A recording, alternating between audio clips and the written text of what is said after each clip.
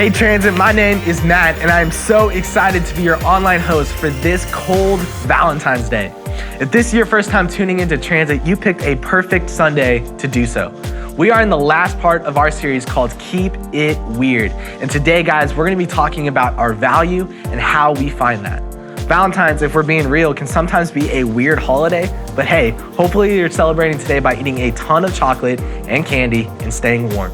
Speaking of Valentine's, I am just blown away by the amount of cards that you guys made in your small groups last week. Transit as a whole donated over 350 Valentine's cards for the residents at the Memory Care Center. That is seriously so many cards and so many different people that will have a big smile on their faces because of you and the way that you have served them. So thank you for being for our community and for Austin. I also want to update you on something huge coming up in Transit. We are launching our very own Transit TikTok, and you have a chance to be a part of it. Come to Transit next week for the opportunity to feature on our page, or if you're not quite coming back to Transit yet, you can send us your own Transit-themed TikToks with your small group, Transit merch, etc. to be added to our TikTok.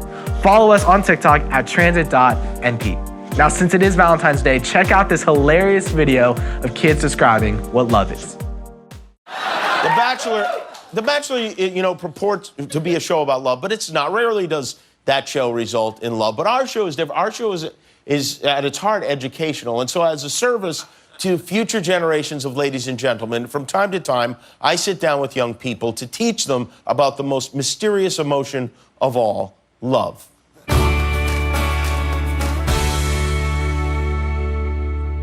So, you're 4 years old, Ethan? Yeah.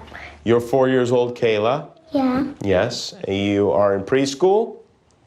I'm in preschool. I'm in preschool. Mm-hmm. Have you met before tonight? No. Do you love each other? No. I think so. You think so? Yeah. That's interesting. So she says that maybe you love each other, and you say no. Yeah, it's kind of. Mm-hmm. But how do you feel about that? It's kind of like. Kind of like a little bit shy? Yeah. Yeah, right. So Ethan's a little bit shy, so you really have to tell him why you love him and why you think this is going to work. I just think it. You just think it. Is it because of his beautiful hair? I have curly hair. Yes. Is it because of his nice curly hair? Yeah, and his eyes also? Curly hair goes like this. Sometimes I watch it. I mean, he's a handsome kid, right? Yeah. Yeah, and do you think Kayla is beautiful? Yeah. Yeah, you do. Well, that's nice. I think that's good, you know? If you get like a bit from a black widow, you might die. Anyway, love. What is love? Do you know? Yeah. Love means like when you like met and then you like each other and you like want to be together and then you like get married and then you get to have kids. Yeah, that's right? Yeah. Yeah, kind of like the two of you. Who will do all the cooking in the house? I will. You will? Do you like to cook? Not much. No, oh, that's perfect. And who will drive the kids to school? I will. You will? Is that okay? Yeah. He drives the kids to school? And who's going to take out the garbage? I will. You will? He'll take out the garbage. And who is going to sweep up and vacuum the floors?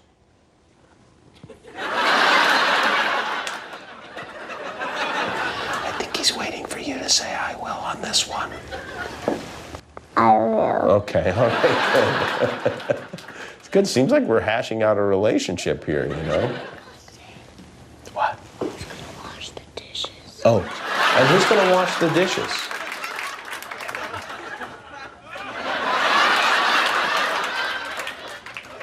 I will.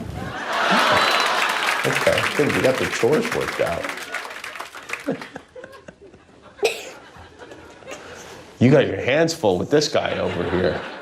But at least he'll take out the garbage, right? Yeah. Yeah. Well, thank you, Ethan and Kayla.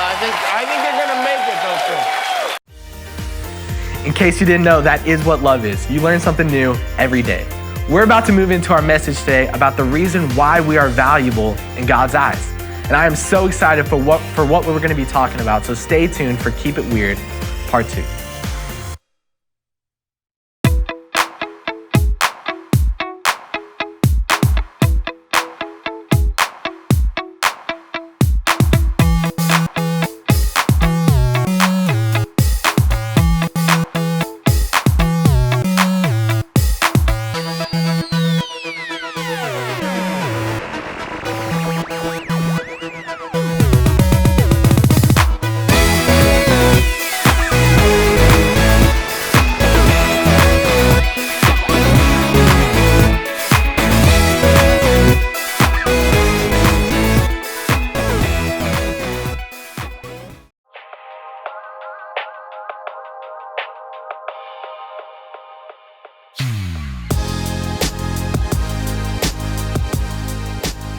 We're currently in a series called Keep It Weird, in which we're talking about the weirdness that exists in all of us.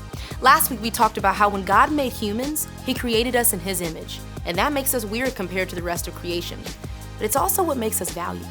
It's one thing to recognize that we're different than the rest of creation. I mean, that's kind of cool. But there are also unique things about each of us that make us different from everyone around us. And when we realize those things about ourselves, that's when we really start to feel weird. I bet there's something about you that's a little weird. Maybe you think you're too tall or too short, too loud or not outspoken enough, too nerdy or not as smart as everyone else. Usually we think that the things that make us weird are bad. All too often, we try to hide or minimize the weird things about us, hoping others won't notice. After all, what if someone notices you grew 4 inches over the summer?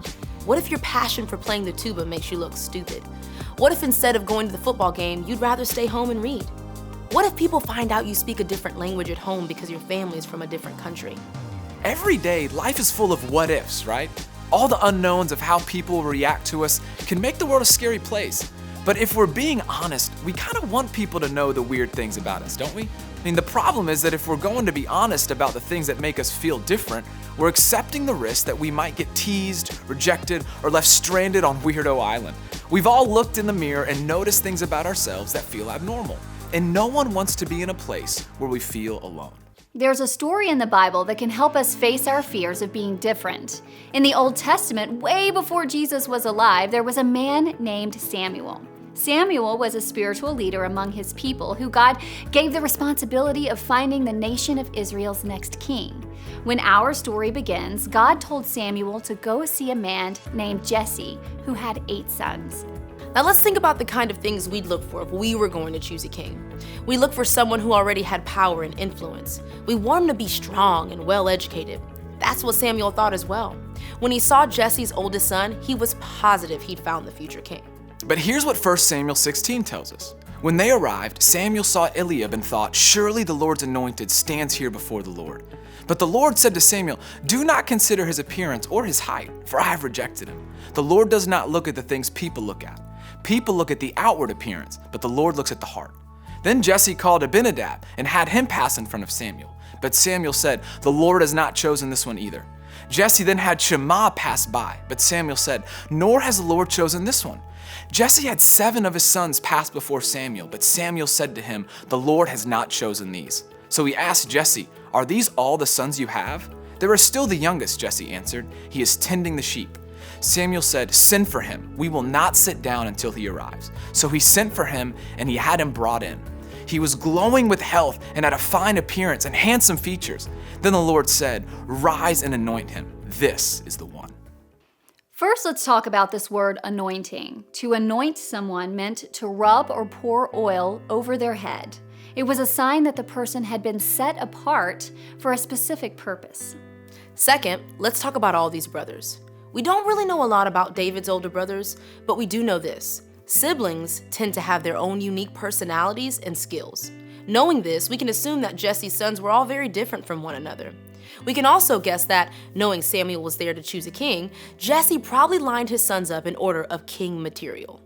We tend to evaluate people's differences, don't we? We categorize each other, and that's nothing new. I bet this was true of how Jesse viewed his sons. To be honest, he probably didn't even think David had much to offer. He didn't even bring him to meet Samuel. And for some of us, this really hits home. We feel like not even our parents recognize the potential within us. And honestly, David didn't seem like he had much to offer. He was a shepherd who hung out with sheep. He was a musician, which at the time was nowhere near as cool as it is today. He was young and inexperienced, yet none of this kept Samuel from noticing the value inside him and seeing the wonderful way God created David. Years after his encounter with Samuel, David did become king. In the meantime, he spent many years still just tending sheep.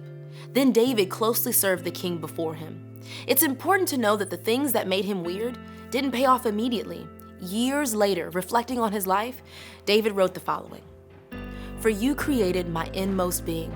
You knit me together in my mother's womb. I praise you because I am fearfully and wonderfully made. Your works are wonderful. I know that full well." David learned that the way he was made was something special after all. God turns nothing into something when he breathes life into our lungs. Just like David, he made you wonderfully unique and knows every stitch of what makes you different. What we can learn from the story of David is this: what makes you weird makes you wonderful. So how do you change your mind from believing that weird makes you a weirdo to believing that weird makes you wonderful? I think you can start by hanging with people who understand the way God sees things. God doesn't see people like we see people. We need to surround ourselves with people who see how wonderfully and uniquely God has made us. These people could include a parent, a mentor, friends, and your small group. They know that your weird is what makes you wonderful and that God is shaping you to impact the world around you in a special way. After you find some people who can see the real you, find ways to keep your weird in perspective.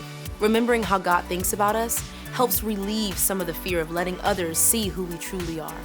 It can feel scary to call weird things wonderful, but it's worth it. Take some time to make a list of things about you that you think are weird and ask God to tell you how he sees them as wonderful. Or maybe choose a piece of jewelry you can wear that constantly reminds you of your unique self. And of course, be looking for ways God can begin to use your weird to help others. God doesn't want you to hide the unique parts of who you are. I hope you begin to share them more and more. It might take years before you see the outcome, but maybe God's using your weird to prepare you for something big. Knowing that you're weird makes you wonderful can give you the courage to grow in rather than shy away from the things that make you different. As you leave, think about this question: what's a weird thing about you that God sees as wonderful?